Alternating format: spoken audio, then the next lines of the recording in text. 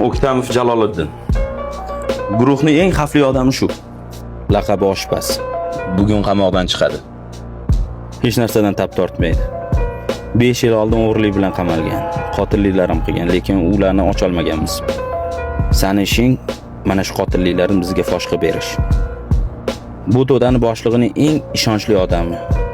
Xavfli ishlarni faqat shunga ishonadi. Eng katta ishlarni ham, eng jirkanch ishlarni ham unga qildiradi. Oshpaz hech kimga bo'ysunmaydi. Faqat eng katta bossga bo'ysunadi.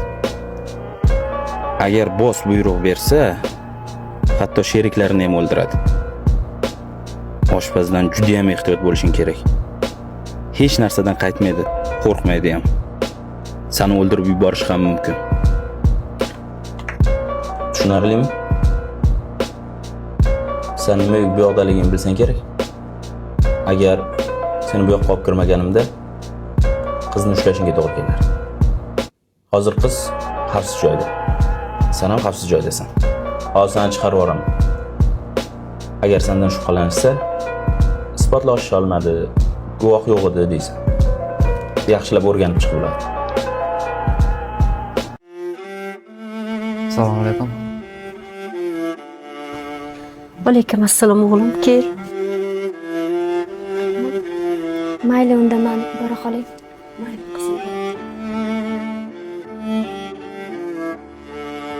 Sinfdoshing chiroyli qiz ekan, o'g'lim. Ha, o'g'lim, nega kayfiyating yo'q? Kela qo'ysin.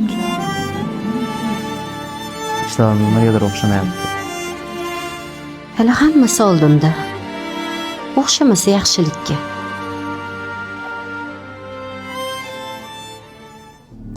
Qanaqa chiqib kelding? Isbotlasha olmadim. Sotmading ish qilib? Sotganimda bu o'tirmasdinglar.